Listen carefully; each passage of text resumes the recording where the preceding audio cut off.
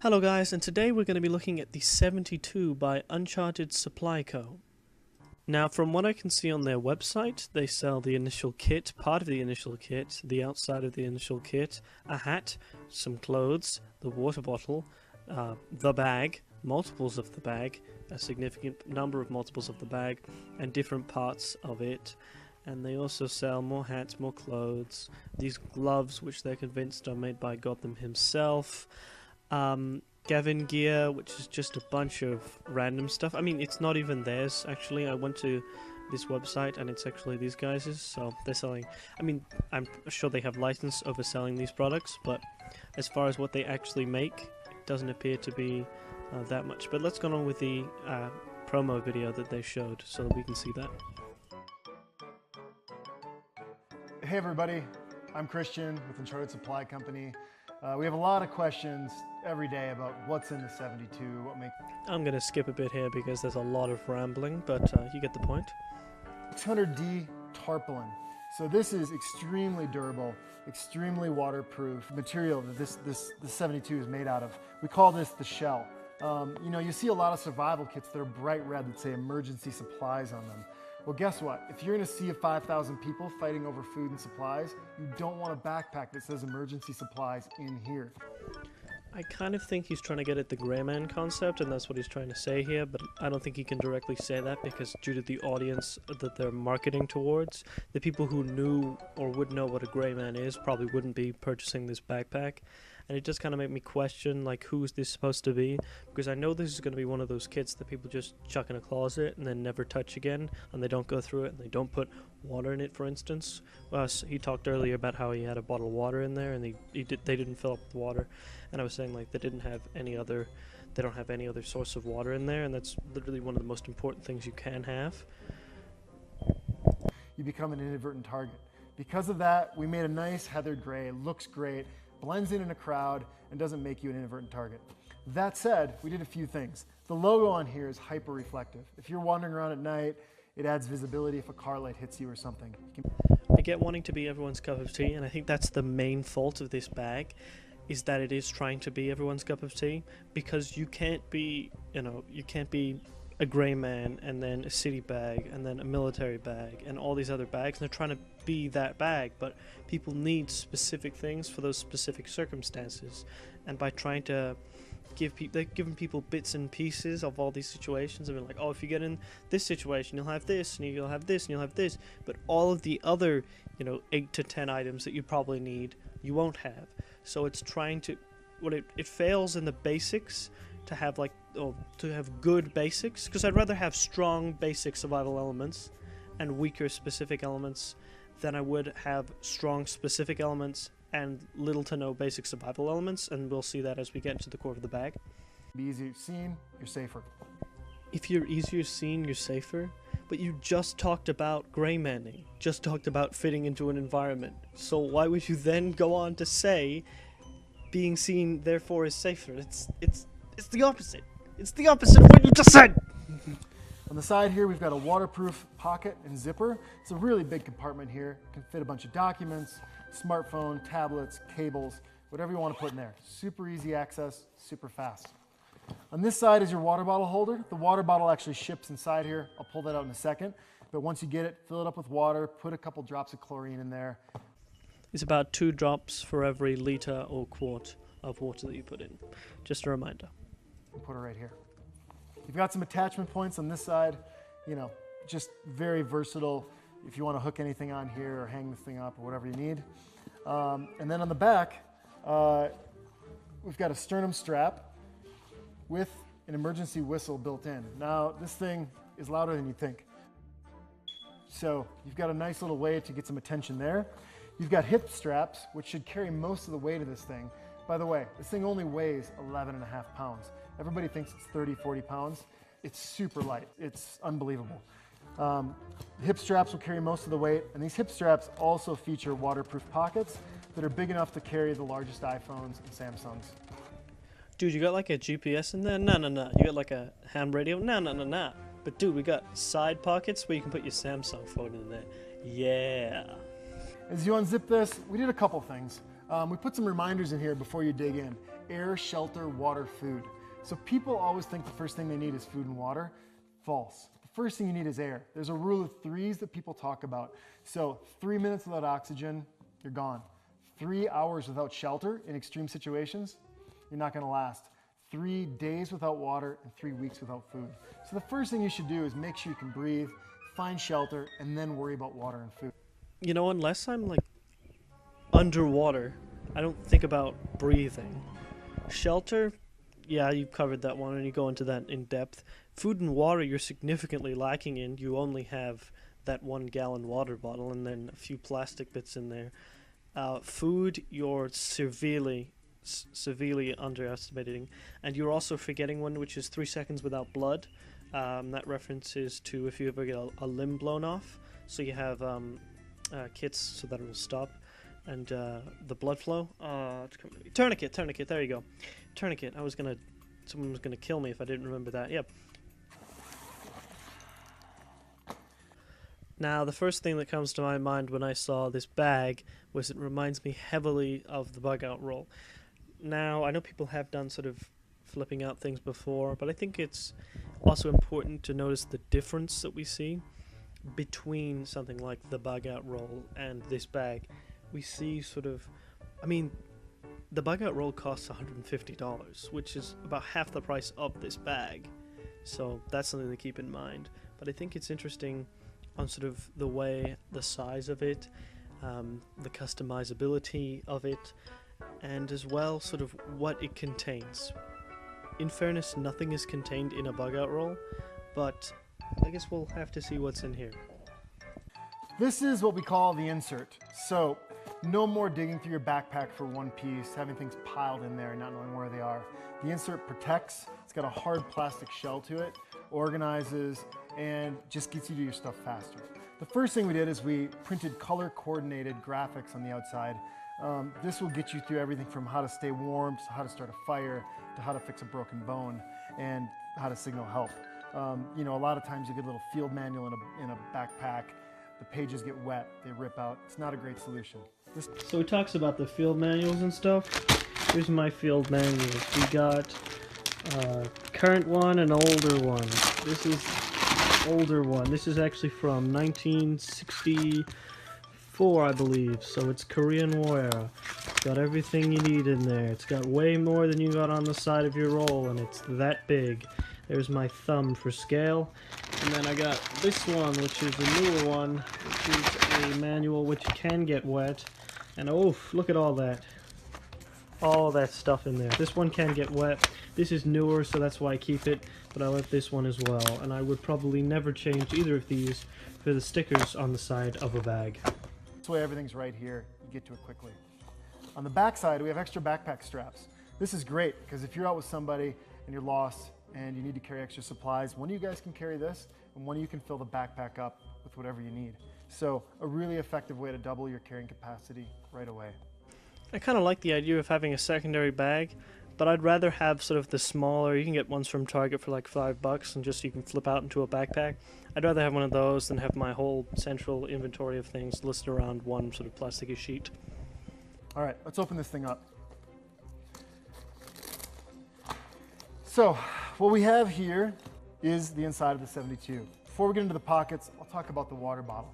This is a Nalgene brand, BPA-free, 48-ounce water bottle. It's an Nalgene, guys. They didn't reinvent the Nalgene. One thing I would say is bring a metal water bottle as opposed to a Nalgene, because with a metal water bottle you can just throw that in a fire and that'll boil water. So if you have mountain houses, or if you have a need to filter water, you can do that through that method rather than having a plastic Nalgene. So in this little pocket here, we've got a flashlight. This is a Cree 500 lumen flashlight. It's got an adjustable beam on it. It's waterproof. And one of the things we did just to make sure we're providing the highest quality stuff is we replaced all of the batteries with Duracells. So you're gonna have a long use time on this guy. We've spent a lot of time underwater with these things in extreme environments. They last, they work really well, and they're extremely bright. Another nice feature about this is it has a little clip on it. The clip is designed to work directly with the shoulder strap on the 72.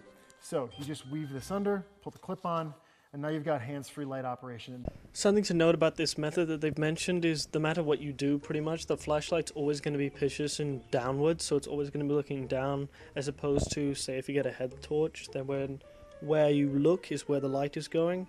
And I'd say this flashlight is alright. I own one that's similar to it. I think they're about $6. Waterproof. They put a Duracell in it. Ooh, claps. But, you know, it's alright. So I'm just going to skip over this next two part and tell you they have waterproof matches and a multi-tool. Multi-tool looks a bit cheap, about $5. It's got a bit of a kerosene on it. It would work, and the waterproof matches look, well, they're waterproof matches. They're all pretty much the same. Stick them in if you think of it. Up next is our electronics pouch. Inside here is this really cool little crank solder USB charger. So you can plug this into your wall with the attached cable and charge it up. It's got a solar panel and it's got a crank. So let's say you've burned through your flashlight and you need more light. You crank this thing, it's going to provide you light in perpetuity. It's a really bright little light. In addition, AM, FM, weather band radio, and a USB charger. So earlier I recommended you include your phone charging cable. Plug that in here, crank away. You can charge your phone up, making sure you're always connected when the grid comes back up or when you get back into service. So I actually own this product, and with regards to its ability to do radio, it's fine. I'd much rather have, say, a ham multi-frequency radio, which would already have FM, AM, and then I could communicate with other people, truck drivers, and police radio personnel and other military personnel. But it also has a solar panel. That solar panel was not noticeable to me. It was like it was never there. It never helped me in any way, shape, or form. The crank will turn on the light, and with regards to charging your phone, we're using this device. I want you to imagine this. So when you push the button on one of those things and crank it, right? Think about how many watts that is, and then that just makes light. So think about the fact that you'll have to turn that light off, you'll have to turn off that radio, and you'll have to sit there cranking for about 3 to 4 hours to get about 15 minutes of battery life. So that's fine, but I'd much rather have almost one of those small style ones. So you can even get ones where you can put AA's and AAA's in, and battery charger, and just have one of those. I mean, if you want to have power forever, then you need to invest in a solar panel, because that's just the way it is. But you can get small hiking ones, and I own one too, and they're absolutely fantastic. But as far as this is recommended, I would not recommend this product. I touched it once and I haven't touched it again, so it's a bit of Chinese crap, really. This next pocket is labeled warmth, tent, blanket, hat, gloves, hand warmers, all in this one pocket. We'll pull it all out here and I'll go through one at a time.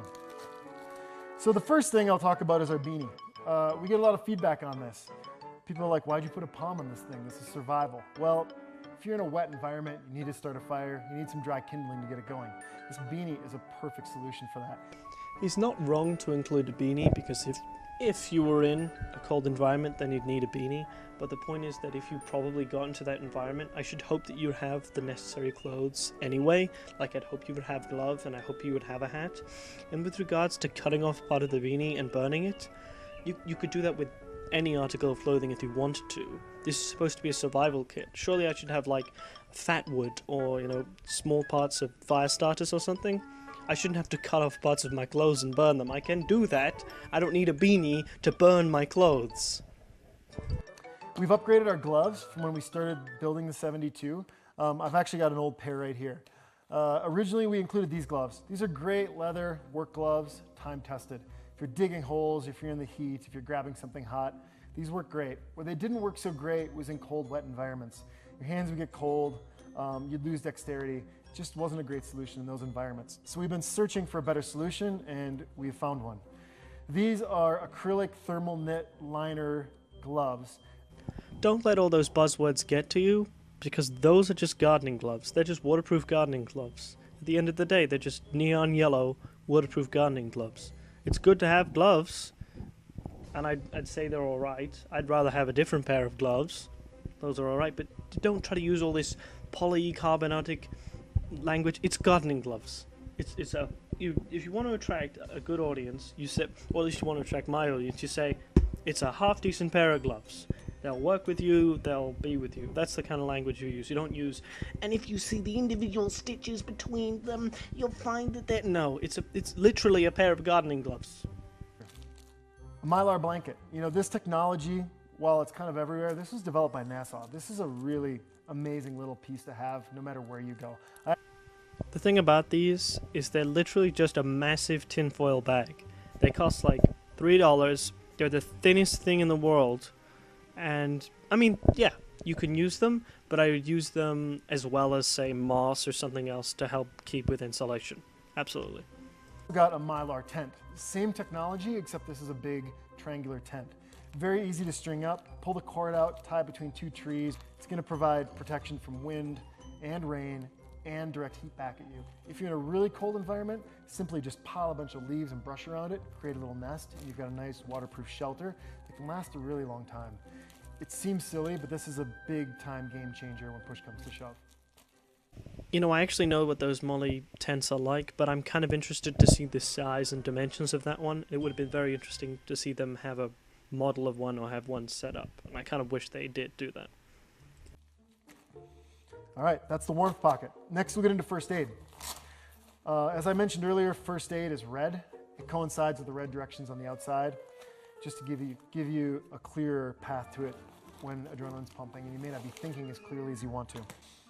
And then our first aid kit, pretty standard 40-piece first aid kit. You've got a scissors, you've got tweezers, bandages, sting relief, Advil, basically everything you need in here to get through and get you back to a hospital to receive further care if you need it. So this is what we call in the industry a boo-boos kit, because it's just for cuts and scrapes, and I was kind of hoping to see a lot more. I mean, I know in my Medi kit, it's one of those big Target ones, about one of the biggest ones you can get, and it's packed, it's full. That's where I keep absolutely everything in there.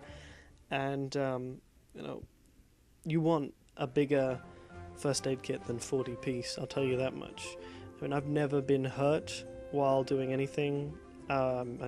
Medi tape would be about the worst I've ever used on myself, but I know that when I'm in a situation where I need to do something like that, that I need to have the materials in place. And if you have any medication, make sure you bring that. That is, so if you're, sometimes I get hay fever, and I get it really bad. It'll be like nothing for 7 days, and then I'll get it once and be awful. So I always keep extra hay fever, extra painkillers, all this other stuff that's going to not only be valuable to you, but to other members of your team should they come in contact with a first aid needs. All right, we'll start with the tools pouch here. Tools pouch has a lot of amazing stuff. We'll pull it all out here, and then we can go through it.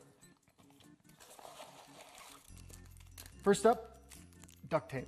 We spend a lot of time looking for the right duct tape. As you know, duct tape comes in big rolls. It's kind of clunky. It takes up a lot of space in a kit like this. Well, here's 5 yards, and it's super small. This is really great. Duct tape, everything from blisters to patching holes to holding things together, indispensable, and one of the things I always have with me no matter what. Paracord, kind of like the duct tape story. It has a multitude of uses. Let's say you're setting up camp, you need to find your way out, but you don't know which way to go. You can cut off a foot of this at a time and leave little markings and leave a breadcrumb trail to find your way back to camp. This also works well when you're building the arm sling, when you're building the snowshoes, for holding up shelter, for tying things together. It's a 550-pound test. You can pull people out of areas. There's just countless uses for this. Really good stuff. 100 feet of it right here. Look at the knife next. Not too sure about that paracord, because it kind of looks like that super cheap stuff you get at Walmart for about 10 bucks. If I was going to get some better stuff, I'd probably get some of the stuff that I know Canadian Prepper's selling. Some of that nice, really good paracord. It's got that wrap around it. It's got a fire string in it. Really cool stuff. I'd recommend you check that out over this kind of Walgreens crap.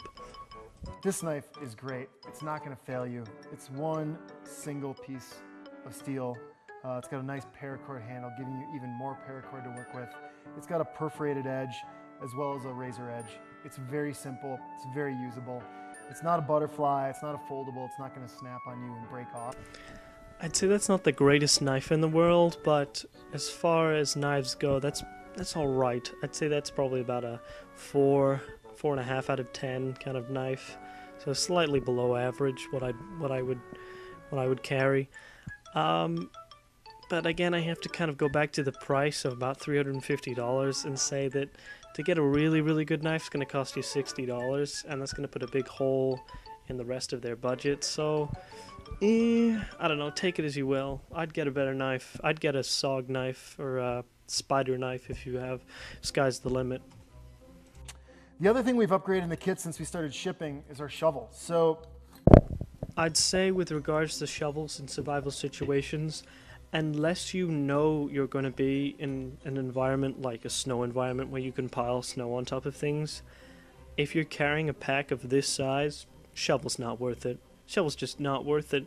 It really isn't. You'll use it maybe once and that'll be it. Unless the only time I've ever used a shovel was creating an igloo, and that's it. All right, that's the tools pouch. Let's look at Air and Vision next. Goggles. These may look like simple goggles, but they're super effective. If you're in a sandstorm, if you're in smoke, if you're in snow, protecting your eyesight is one of the most important things you can do. These are anti-fog. They've got special channels built in, so if you have prescription eyewear, they will fit around it. They're completely adjustable. And man, if any of you guys have ever been out skiing with or without goggles, you know the difference that having your visibility and having your eyes separated from the environment, what a difference that can make. So with regards to goggles, again, I wouldn't really bring them unless you're in a sandstorm environment. I feel like this is, again, going back to what I said earlier, where the bag starts to break down. It's like this is such an oddly specific item to have. The only real time you'd need one would be for sandstorm. With regards to having one in cold weather, I mean, yeah, but those don't look reflective, so they wouldn't really help your eyes. And I would recommend getting a pair of reflective goggles if you can, or even reflective sunglasses. That's what I carry. I should say what I carry. I carry sunglasses because it's eyewear, but it's also stops people from being able to tell my emotions. There's actually studies on this. It's quite interesting. If you wear glasses, because the human can tell a lot about your emotion through your eyes and the rest of your face, but mostly your eyes because that's what they look at. So if you cover up your eyes with a pair of sunglasses, and an intimidating pair of sunglasses, don't wear lightning clean ones, then they're gonna dissociate you, and you'll be considered more of a threat. So it depends on how you want to play that, in all honesty. The air mask, one of my favorite pieces, made by RZ. It's called the M5. I've got one open over here, which I'll grab. One size fits all, elastic strap on the back, attaches around your head. It actually has 2 filters that come with it. They're completely replaceable. Just unscrew these pieces, put the new one in, and screw it back on. These will filter 99.99% of everything in the air. Designed by some guys who are big ATV riders in the desert. They go through 1 filter a season. No real complaints with regards to these masks. Big fan of them. They're pretty good, really good. Again, they help to conceal your emotions, so I find that to be good. And yeah, I'd recommend. I think that's definitely a good item because it has a plethora of uses. You can use the filters to filter water, for example. So yeah, good. These things last for a long time. They work really well. A nice piece. Additionally, if you're in super cold weather, putting this on and simply recycling warm air is really important to protect your lungs. Then we've got some glow sticks. We get feedback, hey, these aren't military grade. Well, guess what? There's only one grade of glow sticks and they all do the same thing. There is a difference in grade between glow sticks, or as we would call them, chem lights. That's what I've been taught. There is a difference with regards to brightness and longevity. So just keep that in mind when purchasing high-end glow sticks. But with regards to if you're just going to buy a cheap glow stick, which is what they've got here, doesn't matter. The ones shown on screen here are higher grade and they're going to last longer. And I'd consider those to be, quote, military grade. So glow sticks are glow sticks. If you've burned through your light, your matches, your fire, you're still in the dark. You've got 2 of these guys. They last 8 to 10 hours and provide quite a bit of light. Now they've also got a water filter system, plastic bag, a little bottle, another plastic bag. Alright, filter's going to run you about 15 bucks, and 2 plastic bags are plastic bags, so about $2 each. So pretty good. I mean, the filter itself, I like that little filter. I've seen people use those, so it's a pretty alright filter filtration system. Food. People always think this is the most important thing. As I talked about earlier, air, shelter, water, food. You can go 3 weeks without food. That said, if you go 3 weeks without food or even a few days, what happens is your brain starts to not operate as well. Your brain needs fat, it needs protein to function, and that's why we picked this. This is Daytrex, 2,400 calories. How's it taste? Kind of like a bad sugar cookie. It's not terrible, I can eat them. Definitely had better cookies, but it's not gross by any means. Comes pre-cut in a bunch of serving sizes with the instructions on how to eat it on here. This will last 7 years in the most extreme situations. It's used by the Coast Guard, super tough. Like I said, high density, 2,400 calories. This is gonna get you through for several days. I'm not a big fan of these high fat content kind of bar style things because they're not really good for you to go on for an extended period of time. I mean, just get an MRE.